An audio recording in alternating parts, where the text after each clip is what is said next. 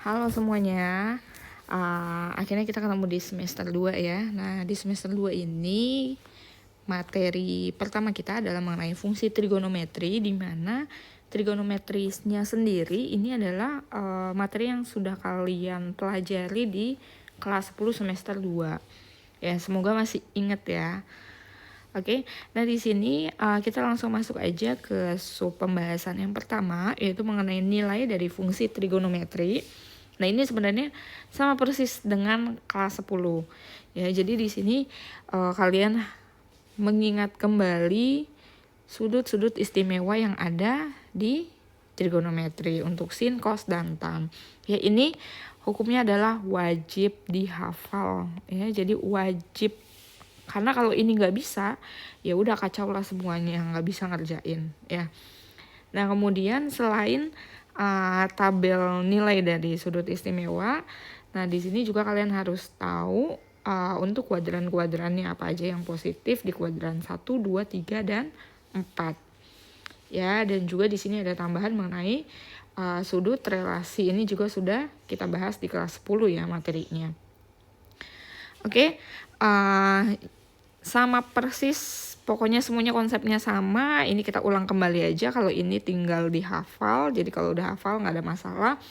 Nah, kemudian ini untuk nilai di kuadrannya, ingat ya, semua sindikat tangan kosong ya. Jadi ini semua sindikat tangan kosong, itu supaya memudahkan kalian untuk menghafalnya ya. Jadi kuadran 1 ini semuanya positif, kuadran 2 yang positif hanya sin, dan kebalikan dari sin berarti adalah kosek. Kemudian kuadran ketiganya itu tan, kuadran keempat yang positif adalah cos.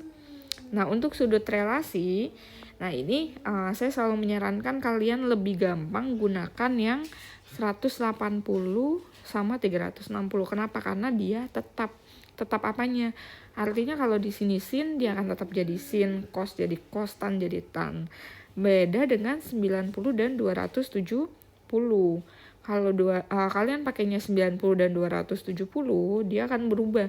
Artinya sin berubah menjadi cos dan cos berubah menjadi sin. Nah, begitu juga dengan tan. Tan akan berubah jadi kot, kalau kotan berubah jadi tan. Ya, jadi lebih enaknya sih pakai yang 180 dan 360. Nah, ini kita langsung aja kita coba ke contoh soalnya. Nah, di sini ada yang pertama, jika Y sama dengan sin X, dengan X-nya adalah 60 derajat, maka nilai Y berapa? Nah, berarti nilai Y-nya kan tinggal kita ganti aja ya. Y itu sama dengan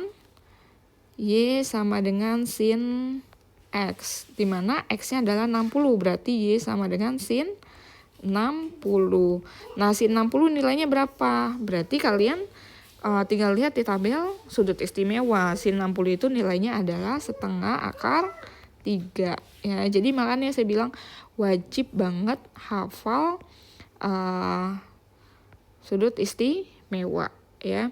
Nah, kemudian untuk yang kedua ya, soal nomor 2 di sini, misal Y adalah sin X plus cos X, di mana X-nya adalah 45 derajat, maka nilai Y-nya berapa? Sama ya, kita tinggal ganti aja, tinggal substitusi nilai X-nya. Y sama dengan sin X ditambah cos X ya, berarti sin X-nya kita ganti jadi 45 derajat ditambah cos 45 derajat. Sin 45 nilainya berapa? Tahu dari mana? Dari hafalan yang tadi, tabel istimewa ya, setengah akar 2. Cos 45 nilainya juga sama, setengah akar 2. Setengah tambah setengah jadi 1 atau akar 2 ya, karena satunya nggak perlu ditulis. Oke. Nah, di sini berarti nilainya adalah akar 2 ya. Nah, kemudian yang ketiga, sin 210. Sin 210. Nah, berarti yang tadi saya bilang, ini kita pakai sudut relasi. Nah, sudut relasi yang paling mudahnya itu kita pakai 180 sama 360 supaya tidak berubah. Berarti kalau sin 210, dia jadinya sin berapa? 180 ditambah 30 ya. Nah berarti kita ambil belakangnya aja nih ya, yang kita ambil belakangnya aja 30-nya, berarti jadi sin 30 derajat. Sin 30 derajat nilainya berapa? Sin 30 derajat nilainya adalah setengah. Nah kemudian kalian ingat 210 ini ada di kuadran berapa? Kuadran 3. Nah kuadran 3 tadi sin itu negatif, berarti nilainya tinggal tambahin nilainya jadi negatif setengah. Oke, yang kedua cos 150 derajat. Nah cos 150 derajat berarti kita pakai cos 180 dikurang 30 derajat. Nah sama ya, berarti kita tinggal ambil belakangnya aja, jadi cos 30 derajat. Cos 30 nilainya berapa? Cos 30 nilainya adalah setengah akar 3. Nah kemudian kalau sudah tahu nilainya setengah akar 3, tinggal lihat nih 150 ini ada di kuadran berapa sih? Ada di kuadran kedua. Kuadran kedua cos positif negatif. Ya berarti nilainya adalah negatif setengah akar 3. Oke, next tan 300. Tan 300 berarti tan. Nah, kan 180 atau 360. Berarti kita pakai 360 yang lebih dekat ya. Supaya jadi 300 berarti dikurang 60 derajat. Berarti tan yang kita ambil belakangnya aja jadi tan 60. Nah, tan 60 nilainya berapa? Tan 60 nilainya adalah akar 3. Kemudian 300 ini ada di kuadran berapa? Ada di kuadran keempat. Kuadran 4 yang positif cos, berarti tan nilainya negatif. Oke, next sin 390. Nah ini udah lebih dari satu lingkaran ya, lebih dari satu putaran. Berarti di sini bisa kita tulis sin. Ini masih bisa 360 ya, berarti 360 ditambah 30 supaya jadi 390. Ambil belakangnya aja. Nah karena kita pakainya 360, ingat 360 dan 180 tidak berubah. Sin tetap sin, cos tetap cos. Ya berarti sin 30 derajat. Sin 30 nilainya adalah setengah. Nah ini adanya di kuadran 1. Ya di kuadran 1 sin positif. Semuanya positif. Oke, kita next ke soal selanjutnya. 2 kali sin 765. Berarti 2 dikali sin. Nah, untuk 765 apa 765-nya ini kan berarti sudah lebih dari satu putaran pasti. 2 putaran berarti 360 720. Lebih juga ya, berarti ini 2 kali 360. Ini kan nilainya 720. Nah tinggal ditambah berapa berarti? Tambah 45 derajat ya. Nah nanti yang kita ambil belakangnya juga. Berarti 2 dikali sin 45 derajat. 2 dikali sin 45 nilainya adalah setengah akar 2. Setengah akar 2 kali 2 berarti nilainya adalah akar 2. Nah 45 ini kan berarti di kuadran 1 ya, maka semuanya positif. Oke, nah kemudian soal berikutnya ini ada cos negatif 750. Nah berarti cos negatif 750. Berarti ini 2 kan ya, 2 minus 2 dikali 360. Ini baru negatif 720. Berarti dikurang berapa lagi supaya jadi 750 kurang 30 derajat. Nah dikurang 30 derajat. Berarti yang kita ambil ini kan berarti artinya dia searah dengan jarum jam ya, negatif berlawanan. Nah berarti di sini nilainya adalah cos negatif 30 derajat. Nah cos negatif 30 derajat berarti dia ada di sama dengan cos 30. Cos 30 nilainya berapa? Cos 30 nilainya adalah setengah akar 3. Ya, setengah akar 3, tapi dia adanya di kuadran keempat. Kenapa kuadran keempat? Karena kan ini negatif ya. Kalau negatif berarti kan nolnya di sini dia 30 derajat ke sini ya. Min 30 derajat. Ya, berarti di kuadran 4 cos nilainya positif. Berarti nilainya tetap ini setengah akar 3. Ya, kita lanjut ke materi berikutnya atau pembahasan berikutnya, yaitu mengenai grafik fungsi trigonometri. Nah, untuk grafik fungsi trigonometri ini pertama kita akan bahas jenis grafik fungsi trigonometri ya. Jenis grafik fungsi trigonometri di sini ada 3. Yang pertama ada grafik fungsi sinus, kemudian grafik fungsi kosinus, dan grafik fungsi tangen. Nah, grafik ini sendiri kita dapat dengan cara mensubstitusi nilai-nilai dari dari sudut trigonometrinya sendiri. Ya, jadi ini kalau misalnya kalian substitusi nilai sin dari 0 sampai 90 dan selanjutnya dan seterusnya, nah maka untuk grafik sinus sendiri akan didapatkan grafik seperti ini. Ya, untuk sin 0 nilainya 0, kemudian setengah akar 2, setengah akar 3, 1. Nah, untuk kuadran kedua kan dia masih positif ya. Untuk sin di sini masih positif. Kuadran 3 negatif, kuadran 4 270 sampai 360 nilainya negatif juga. Nah, di putaran kedua ya, dia positif.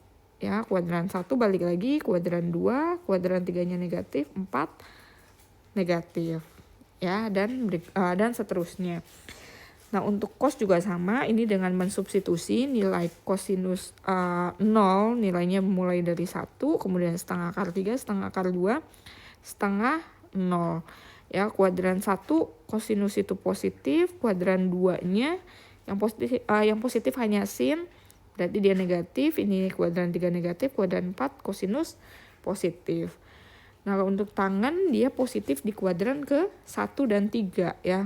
Kita lihat di sini kuadran 1 positif, kuadran 2-nya negatif, kuadran 3 positif lagi, kuadran 4-nya dia negatif nilainya untuk tangan. Nah, untuk unsur-unsur grafik fungsi trigonometri di sini ada 4 unsur. Yang pertama ada periode ya, di mana periode itu adalah jarak antar dua bukit atau dua lembah. Ya, jarak antara dua bukit atau dua lembah itu adalah periode. Nah, jadi periode itu yang ini nih. Ini kan misalnya bukit. Jarak di sini ini adalah periode. Dari 90 ke berapa nih berarti? 450. Berarti 360 kan ya periodenya. Nah, kemudian amplitudo atau kita tuliskan dengan A besar ini didapat dari Y max. Ya, nilai Y maksimalnya dikurang Y minimal dibagi 2. Nah, ini Y max itu adalah Y yang di paling tertingginya, titik tertingginya, sedangkan Y min itu adalah Y di titik terendahnya, minus 1. Ya, jadi kalau misalnya di sini kan berarti untuk amplitudonya Y max-nya itu 1 dikurang minus 1 dibagi 2 sama dengan 2 bagi 2 sama dengan 1. Ya, jadi amplitudonya nilainya 1. Ya, nilai maksimum itu berarti yang paling atas, nilai minimumnya yang paling bawah. Untuk kosinus juga sama, berarti ini nilai maksimumnya 1, minimumnya minus 1, amplitudonya 1. Nah, kemudian untuk periode berarti kan jarak antar dua lembah atau dua bukit. Kalian boleh lihat lembahnya, boleh lihat bukitnya ini dari 180 ke 540, berarti di sini 360 derajat. Tangan juga sama. Nah, kemudian di sini ada persamaan grafik fungsi trigonometri.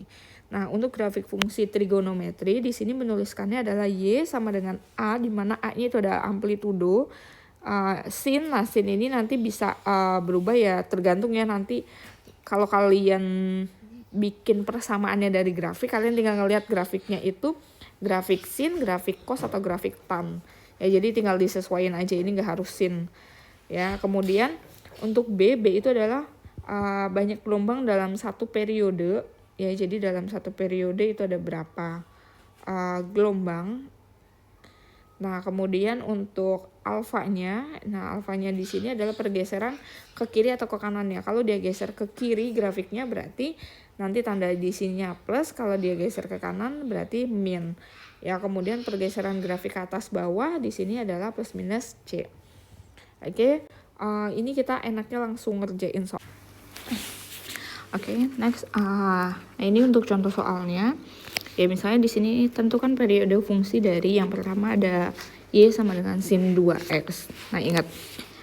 Berarti kan 2 di sini, ya 2 di sini itu artinya banyak gelombangnya ya. Ini adalah banyak gelombang di dalam satu periode, banyak gelombang. Nah, berarti kalau kita mau cari periode, ya cari periode itu kan cara nyari gelombang, misalnya tadi gelombang dimisalkan sama X sama dengan 360 per periode. Nah, berarti 360 per periodenya misalnya alfa sama dengan banyak gelombangnya 2. Maka 2 alfa sama dengan 360 sehingga nilai alfanya adalah 180 derajat. Ya, berarti untuk yang pertama ini periodenya adalah 180 derajat.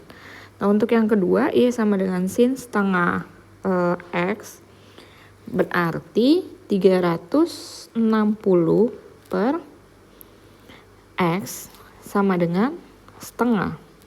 Ya, berarti setengah X sama dengan 360 atau X-nya adalah 720 derajat. Ya, berarti periodenya adalah 720. Oke, nah untuk yang ketiga Y sama dengan sin 3X plus 20.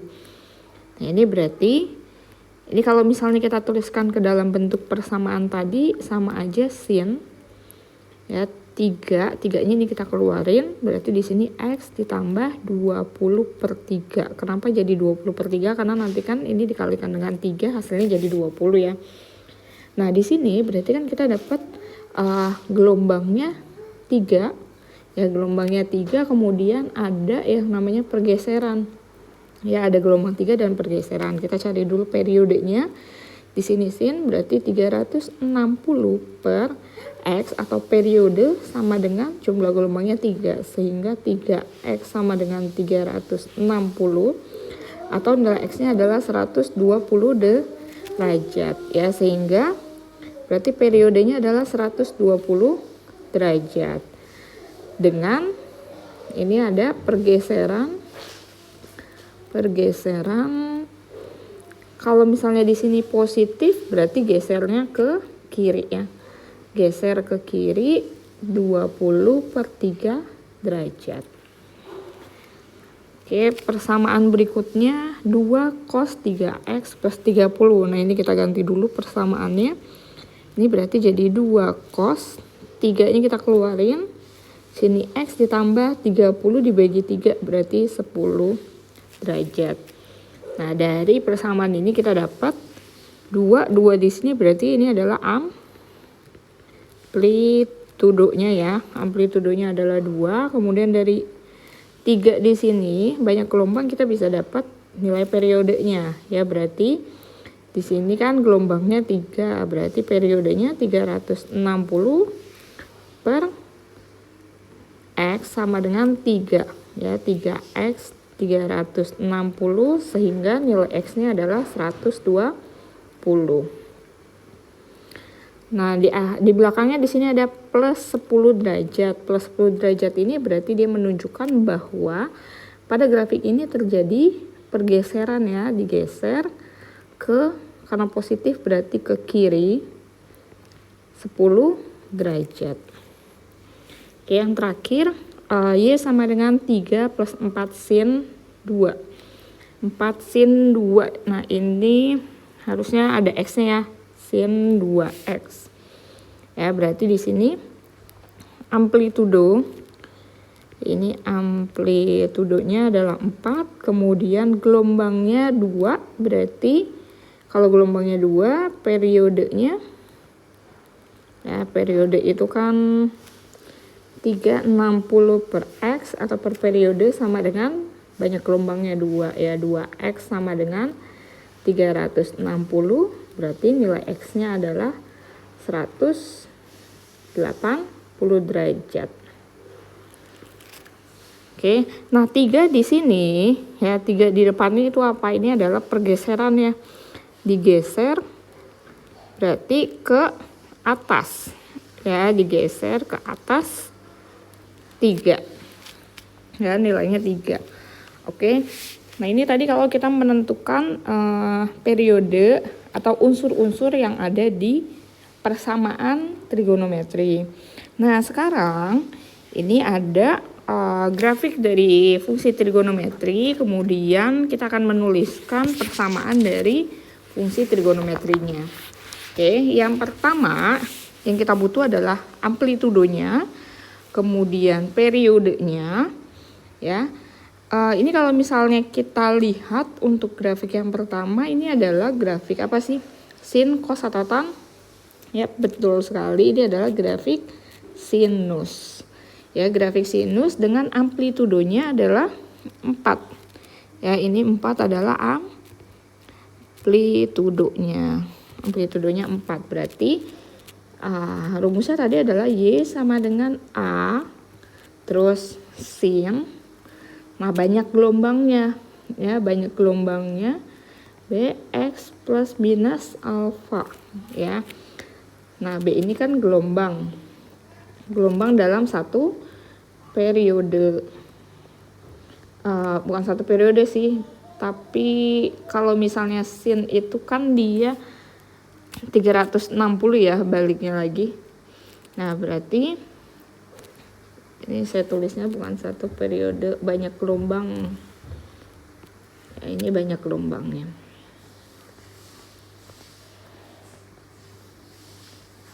Ya, jadi kalau misalnya banyak gelombang sin itu untuk kita nentuin banyak gelombang 360 per periode.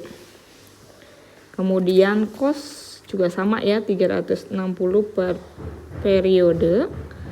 Kemudian kalau tan itu 180 per periodenya. Nah, di sini kalau misalnya kita lihat amplitudonya di situ adalah 4, kemudian ini grafik sin, banyak gelombangnya di sini, berarti dalam 360. Ini kan kita lihat nih, satu gelombangnya 180, berarti 360 banyak gelombang 360 dibagi 180 sama dengan 2, maka banyak gelombangnya adalah 2x. Nah, dia tidak ada pergeseran ya, karena dimulainya dari titik 0, berarti persamaannya adalah 4 sin 2x. Oke, yang kedua ini kalau kita perhatikan, ini adalah grafik cos, tapi kebalik. Kalau grafik cos itu kan mulainya dari 0, tapi dia dari atas ya, dari positif, kemudian baru ke negatif nanti baru positif lagi gitu ya. Nah, ini kebalik. Nah, kalau kebalik ini ada yang namanya grafik kebalikan. Ya, grafik kebalikan. Jadi nanti untuk grafik kebalikan kalian tinggal tambahin negatif di persamaannya aja. Nah, ini persamaannya adalah Y, amplitudonya 2. Ya, berarti 2, ini grafik cos.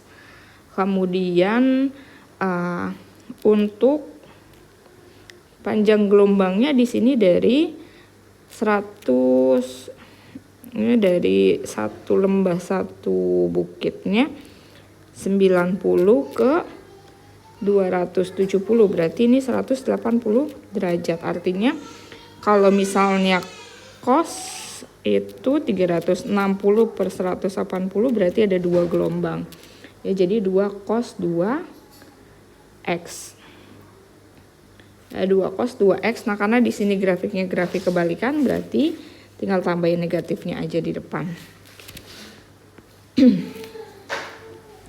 Oke, untuk yang ketiga, ini grafik fungsi trigonometri Y sama dengan sin 2x min 90. Yang ditanya adalah grafiknya yang mana. Oke, di sini berarti dari persamaannya ini kita tulis sin 2-nya kita keluarin, berarti X min 45 derajat. Periodenya 2, sin itu tadi 360 dibagi 2 berarti periodenya adalah 180. Ya, berarti satu bukit satu lembahnya itu 180 derajat. Nah, di sini ada keterangan minus 45. Minus 45 ini berarti artinya dia terjadi pergeseran. Ya, terjadi pergeseran sejauh 45 derajat. Nah, minus berarti menandakan bahwa pergeserannya adalah ke kanan. Oke, pergeserannya ke kanan, berarti kita tinggal cari grafiknya aja. Dimulai kalau misalnya sin itu kan nolnya, ya nilai 0 ada di 0 derajat. Nah, sekarang yang nilai nolnya ada di 45 derajat. Berarti di sini optionnya adalah A, C sama B. Ya, A, C sama B. Kemudian kita lihat nilai dari satu bukit satu lembahnya itu adalah 180 derajat. Artinya satu bukitnya 90 ya masing-masing. Nah, ini yang jaraknya 90, cari aja 45 ke berapa. Nah, ini juga. Ya, ini kan 45 di sininya 180, 90 ke 180 ini 90. Nah, ini 45 derajat, sedangkan yang ini 45 derajat juga. Harusnya kan satu lembah atau satu bukitnya itu tingginya adalah jaraknya 90 derajat. Berarti optionnya adalah yang benar yang C. Oke, terakhir nah ini soal SNMPTN ya. Nah, kalau misalnya kita perhatikan kurvanya, ini adalah kurva dari sin ya. Di sini persamaannya sin. Nah, tapi kan biasanya sumbu X-nya itu ada di tengah ya. Nah, ini dia mengalami pergeseran ke atas berarti. Nah, pergeseran ke atas kalau misalnya kita buat garis tengahnya, harusnya garisnya tadinya di sini sebelum ada pergeseran. Nah, ini karena ada pergeseran ke atas, sejauh berapa? Berarti pergeserannya sejauh 2. Ya, ini geser ke atas sejauh 2. Oke. Nah, kalau geser ke atas sejauh 2 berarti kita udah dapat nih nilai A-nya. Nilai A di sini artinya 2. Nah, kemudian kita tinggal lihatnya dari garisnya. Nah, kalau garisnya mulai dari sini, ini kan adalah sin ya, tapi sin kan harusnya di kuadran pertamanya naik dulu, kuadran kedua masih di positif, ya harusnya gini kan ya. Nah, karena dia ke bawah, berarti ini kan menandakan ke bawah, artinya dia merupakan grafik kebalikan. Nah, kalau grafik kebalikan berarti nanti kita tinggal tambahin negatif aja di depan persamaannya. Berarti nanti di sini ini ada negatifnya tandanya ya. Kemudian amplitudonya, amplitudo B itu kan amplitudo, berarti amplitudonya ini adalah 2. Ya, maka nilai B-nya adalah 2 sin CX. CX itu berarti C kan banyak gelombangnya, banyak gelombang dalam 180 dalam 360-nya ya. Nah, berarti di sini kita hitung panjang gelombangnya berapa nih? Dalam 360 itu berarti 2pi. Nah, 2pi di sini nggak nyampe satu gelombang ya, ternyata hanya setengah. Ini kan 360. Ya, kalau satu gelombang itu kan satu lembah satu bukit. Nah, sedangkan di sini cuma satu lembah, berarti dalam 360 ini hanya setengah gelombang. Berarti nilai C-nya adalah setengah, atau persamaannya menjadi 2. Nah, ini tadi karena fungsi kebalikan jadi min 2 sin setengah X. Nah, yang ditanya adalah nilai A plus B plus C. Berarti 2 dikurang 2 ditambah setengah, sehingga nilainya menjadi setengah. Berarti jawabannya adalah yang A. Oke, untuk pertemuan hari ini saya rasa cukup. Nanti kalian tinggal coba berlatih ya pada latihan-latihan soal yang akan saya berikan di pertemuan berikutnya. Selamat belajar, tetap semangat.